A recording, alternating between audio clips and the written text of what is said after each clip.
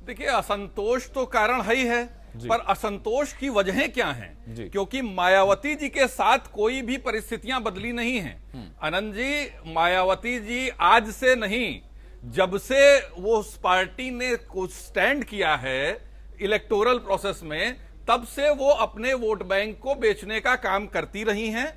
और ये नोन है, उनके बर्थडे पे जो है वो अरबों अरब रुपए के जो है 15 दिसंबर या क्या होता है उस दिन गिफ्ट दिए जाते हैं। उनके यहाँ पार्टी में वो लोग बड़े दावे से ये कहते हैं कि हमारे यहाँ इतनी ट्रांसपेरेंसी है कि जो पैसा आप जमा करेंगे, अगर आपको टिकट नहीं मिलेगा तो वापस हो जाएगा। आप ये समझिए, बेईमानी के धंधे में वो ईमानदारी समझाते हैं। तो मायावती जी का कैरेक्टर कुछ बदला नहीं है।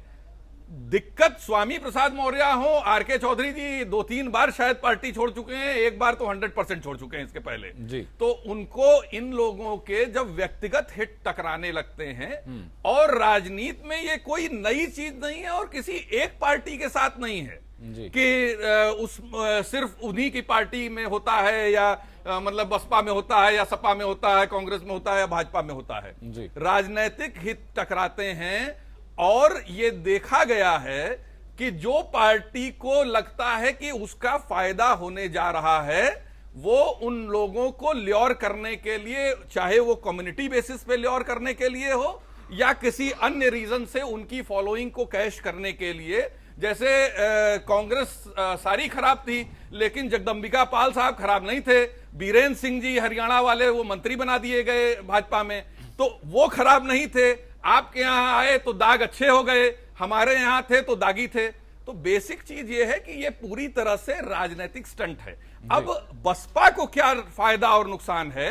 तो बसपा का नुकसान तो प्रत्यक्षता दिख रहा है। और दूसरी चीज कि बसपा ने आइडियोलॉजी तो कभी अपनी फॉलो की ही नहीं। आप ये सोचिए, एक समय था जब मायावती जी, ये सामाजिक न्याय और सामाजिक चिंतन की बात करने वाले लोग, समाज इनके लिए एक सिर्फ एक दायरे में सिमट के था। इनका एक समय में नारा हुआ करता था कि बामन ठाकुर बनिया चोर, बाकी सब हैं DS4।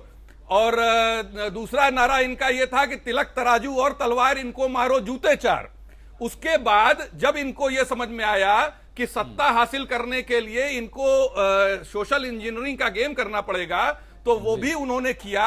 और फिर तमाम ब्राह्मणों, ठाकुरों, अग्रणी जातियों को भी इन्होंने अपने यहां टिकट दिए, तमाम चीजें की। लेकिन उसमें यह परिस्थिति तो सर्वमान्य थी कि बसपा से टिकट अगर लेना है तो पैसा देना है मायावती जी को।